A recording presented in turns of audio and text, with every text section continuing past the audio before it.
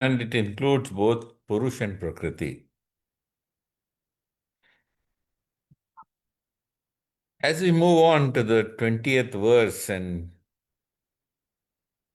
to the next 4 or 5 verses, it's important to understand these verses in the Bhagavad-Gita are the most dense philosophically. And if you try to see it through any other lens, you will get confused. So I'm explaining it to you as simply as possible. So the first level is Sāṅkhya philosophy.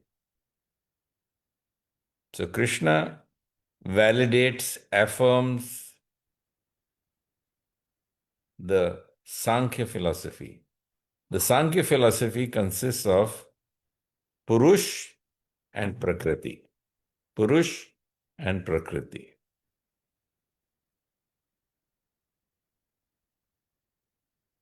Beyond Purush and Prakriti, Krishna has placed Brahman, which we saw last time. That Brahman includes Purush and Prakriti. And as I pointed out in the beginning of last time's session, Krishna is the source of Brahman, the rest of Brahman, the basis of Brahman. Brahman is his effulgence.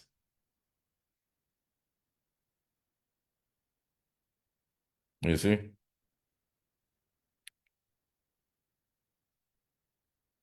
So this is how it works. Sāṅkhya. On top of that, you have Brahman, that is Vedānta. And on top of that, you have Krishna. So, Sāṅkhya consists of Purush and Prakriti. In classical Sāṅkhya, which is generally atheistical, there is only Purush and Prakriti. But Krishna has introduced one more element, and he has introduced Paramatma. So, Paramatma and Bhagavan are beyond Purush and Prakriti. But Paramatma is also present as a Upadrashta Anumantascha Bharta Bhokta Maheshwara, as a companion for the Jivatman within Prakriti. So the difference between Sāṅkhya, which is classical, and Sāṅkhya, which is Bhagavad-Gita, is Bhagavad-Gita points out that there is a Paramatma, and Bhagavad-Gita points out that there is a Bhagavan beyond all this. Brahman includes Purush and Prakriti and everything else. And beyond that, Krishna explains that there is Bhagavan. Brahmano hi pratishtaham. It's interesting to know that when we start the 13th chapter, 20th verse, Krishna says, Prakritim Purusham Chaiva Vidya Anadi Ubhavapi Vikaramscha Gunamschaiva Vidhi Prakriti Sambhavan. So you might think that because Krishna has placed himself on the top, he has placed Vedanta or Brahman above Purush and Prakriti. One is lower than the other. But Krishna doesn't do that. When he's talking about Brahman, he says, Anadi Mat Param Brahma. So, Krishna is explaining that he is superior to Brahman, which is without beginning. Therefore, he is not diminishing Brahman. He's just showing himself as the source of it. But he is not diminishing Brahman because he says it is Anadi. So you might think then that Purusha and Prakriti are created, right? No, Purusha and Prakriti are not created also. Here Krishna points out in the 20th verse, Vidya Anadi Ubhavapi. you should understand that both the Jivatman as well as the Paramatman, and also you have, excuse me, I'll just pause for a minute.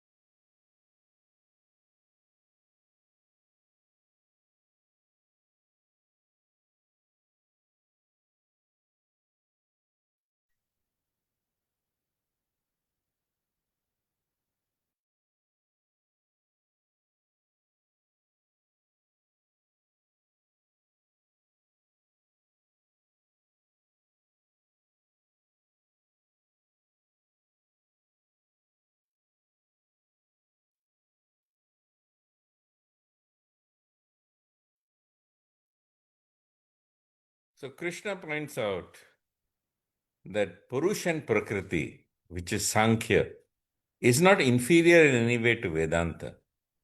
It is also consisting of eternal Purush and Prakriti. Just like Brahman is eternal and unending and beginningless, this is also beginningless and eternal, both Purush and Prakriti. This is what we call weaving a tapestry of philosophies. So people who follow Sāṅkhya also can follow Bhagavad-Geeta. People who follow Vedānta can also follow Bhagavad-Geeta. And people who follow Bhagavan, of course, Bhagavad-Gita was written for them. So Krishna explains, Karya Karanam Kartritve Hetu Prakriti Uchyate. Purusha Sukha Dukhanam Bhoktritva Hetu Ruchyate. Prakriti, Krishna says, is the cause of all material activities and effects, whereas the living entity who misidentifies with Prakriti, he has suffering and enjoyment. This is very important. Prakriti does everything. The individual Purush, that is the Jivatman, he does nothing. We have a quote right from the earlier part of the Bhagavad Gita where Krishna says, Prakriti kriyamanani gune karmani sarvashah ahankara vimudatma kartaham iti manyate. We can go also to the Bhagavad Gita in the 5th chapter. And in the 5th chapter,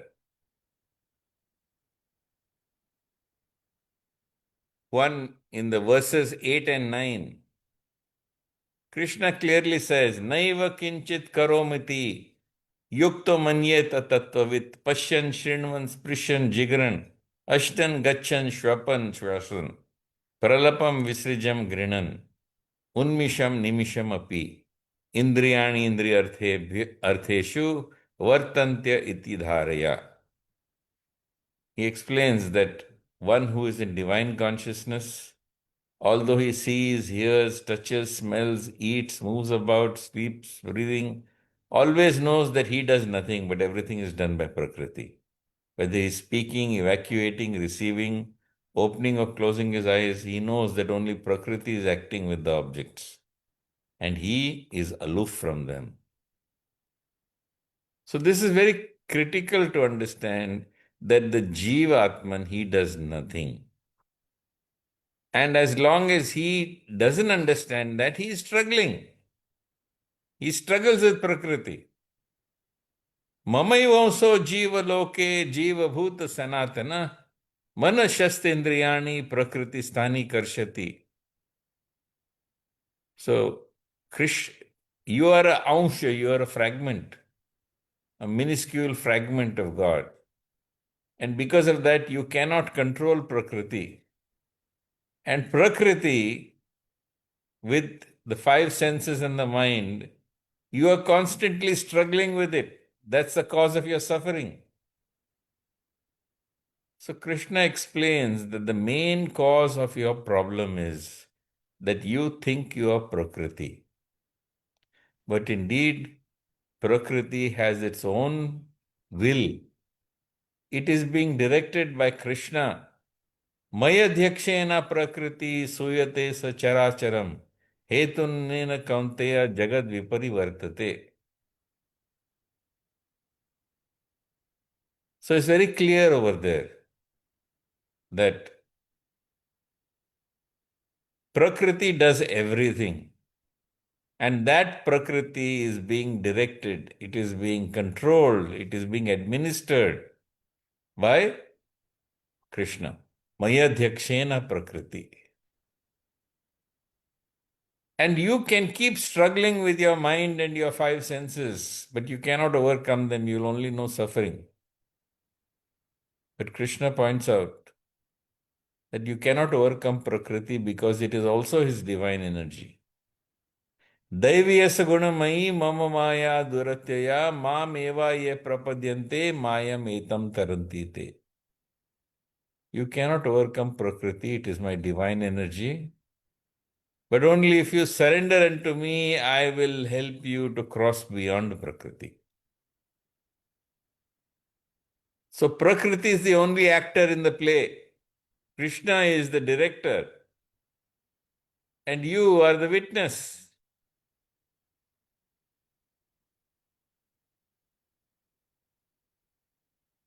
In text 22, Krishna is saying, Purusha Prakriti stohi bhungte Prakriti jan gunan.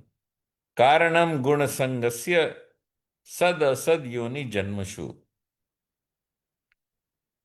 So the living entity, because of his misidentification with Prakriti, he enjoys and suffers with the three gunas. And because he is misidentified with Prakriti or material nature, he accompanies Prakriti from one body to another. Vasansha jirnani yatha vihai navani grinati naro parani tatha sharirani vihai jirnanya anyani samyati navani dehi. Just like you will cast off your worn out clothes and you will wear fresh ones, so also Krishna says, you will cast off this physical body and you will go on to wear a new body.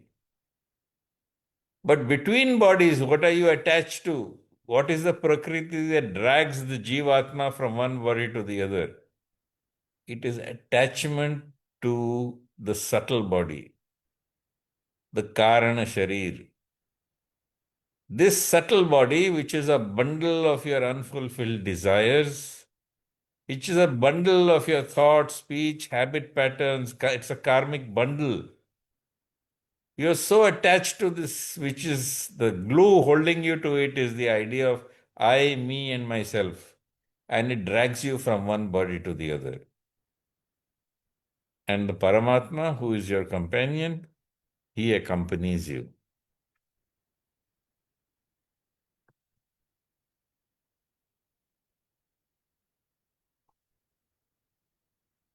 And here Krishna speaks of the Paramatma in detail.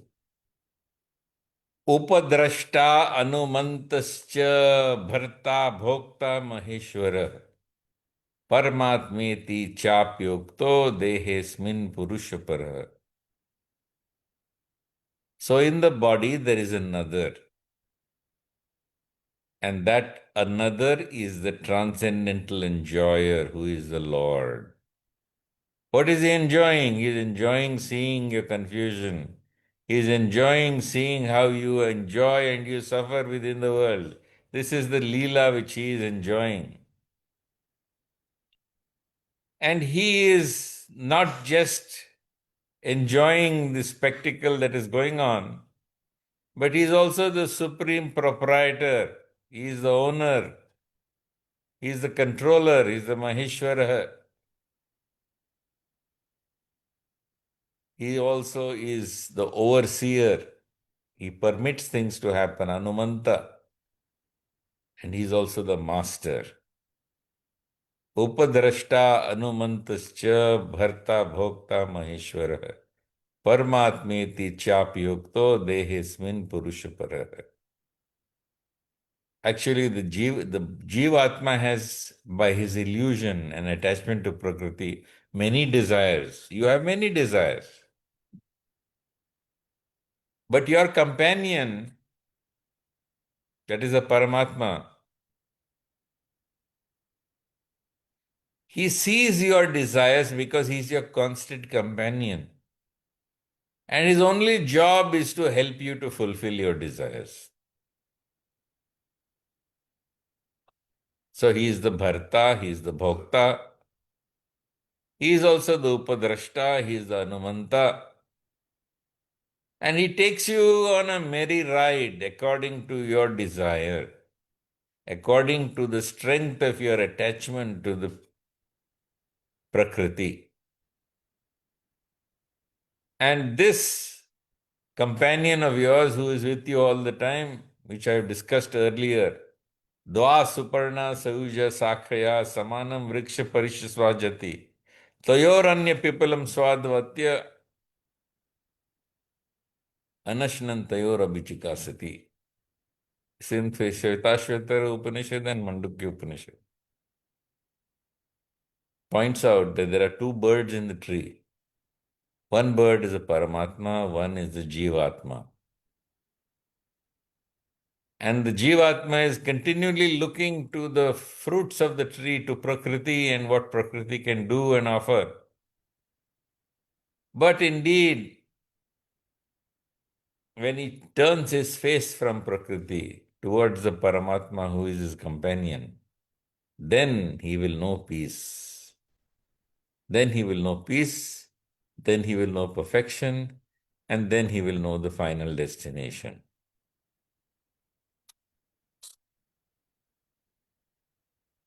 So Krishna says in text 24, if you understand three things, what are the three things? One is you understand Prakriti, which is doing everything, which is conducting the show, the greatest show in the universe. If you understand that you are not Prakriti, and if you understand that the Lord is your companion, three things you need to know. What is Prakriti, which is not you? What you are, which is the soul. And the third thing you need to know is that you need to understand that Paramatma, the Lord, is your companion. If you know these three things, you will surrender to the Paramatma and you will stand apart as an observer of Prakriti. You will not experience suffering or enjoyment. You will also become a witness, and you will be situated in your transcendental position in which you have always been. So now that this is knowledge. Knowledge is knowing Prakriti, knowledge is knowing Paramatma, and knowledge is knowing Jivatma. You know these three things, you have understood everything. If you haven't understood these three things, you have understood nothing. And how do you understand these three things? In chapter 13, text 25, Krishna explains that different people do it in different ways.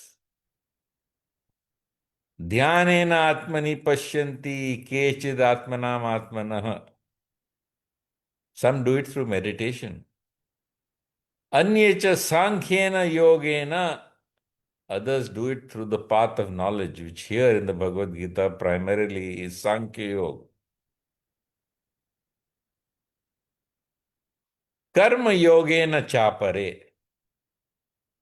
Or you use Krishna's method of offering everything to the all-pervading Lord. Om Tat Sat Yat Karoshi Yadashnasi Yat Jyosi Dadasi Yat Yata Pravritir Bhutanam Yena Sarvam Idam Tatam Swakarmana Abhyarchaya Siddhim Vindati Manava.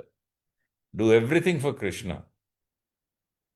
Do everything with the attitude of Om Tat Sat. Lord, it is meant for you, not for me. And if you act in this way, performing your God-given duties in a spirit of sacrifice to the all-pervading Lord, you will attain perfection.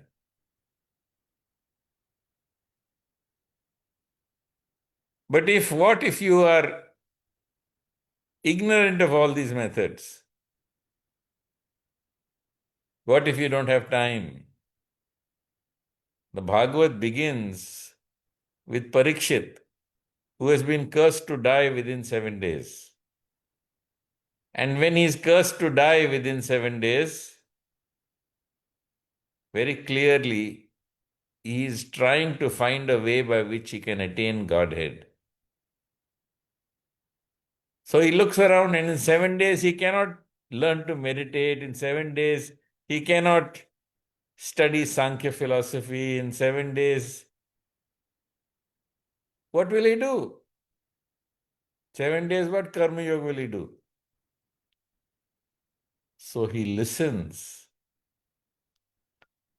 to a saint describing the knowledge and the glories and pastimes of God. He goes to Sukadeva Goswami, who tells him, just sit here. And for 7 days continuously he tells him the Bhagavatam. This is the origin of Bhagavad Katha. This is also seen here in the Bhagawad-Geeta,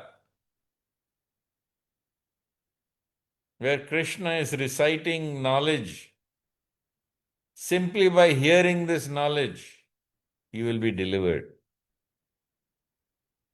Bhagavad-Geeta kinchita dita ganga jallava kanika pita sakridapi murari samarcha kriyate tasya yamena na charcha. If you hear Bhagavad-Geeta even a little bit, if you take with devotion a drop of Ganges water, if once in your life you declare, oh Bhagavan, I am yours, then you do not have to face the horror of Judgment Day with Yamaraj and going to hell as directed by him. Neha vikramo nashosti pratyavayana vidyate swalpamapi asya dharmasya trayata mahata bhayat. On this path, there is even a little advancement saves you from the greatest fear. What is that? Yamena na charcha, Yamena charcha. When you have to argue with Yamaraj of your good and evil deeds at the time of leaving this body. So even a little advancement, Bhagavad-Geeta kinchita dita, just hearing a little bit will save you from this greatest fear.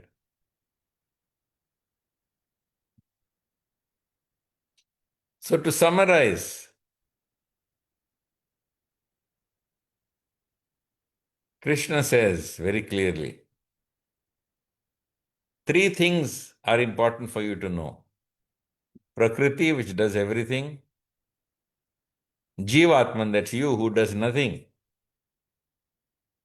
And Paramatman, who is the puppet master, the Lord, the permitter, the witness, your companion. He who always accompanies you. These are the 3 objects of knowledge. Once you have understood that these 3 exist, you then understand everything. And to understand this knowledge, you can do it through meditation, dhyanena atmani pashyanti. You can do this through Sāṅkhya Yoga or analytical reasoning and knowledge. You can do it by working in a spirit of devotion and renunciation, or you can do it through the first step of Bhakti, which is called Shravanam. Shravanam, Kirtanam, Smaranam, Vishnu, Padasevanam, Archanam, Vandanam, Dasyam, Sāṅkhyam, Atmanivedanam. Iti pumsarpita Vishnu or Bhaktischin Navalakshana Kriyate Bhagavatyadda Tanmanye Adhitam Uttama. There is Navadha Bhakti. The first step is Shravanam. And simply through Shravanam alone, any one of these 9 steps, Simply through Shravanam, Krishna says that you can be delivered. So I will pause here. If there is any questions that you have, or you would like to, please feel free. Yes, sir. Good morning.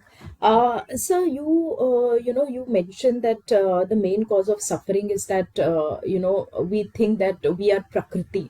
So I wanted to understand, of course, you've also mentioned how to get over that, feeling and how to get rid of that suffering.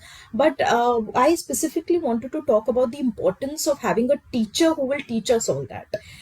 Is it important to have a teacher? Is it important to have a guru? Is it important to have someone who will teach us everything if really once one wants to start at some level? So I remember I once was called to give a talk on Bhakti at one of the ashramas where they have a 2 year course in the Upanishads and Bhagavad-Geeta and all that. 2 year course. Huh? And of course, they had their own gurus.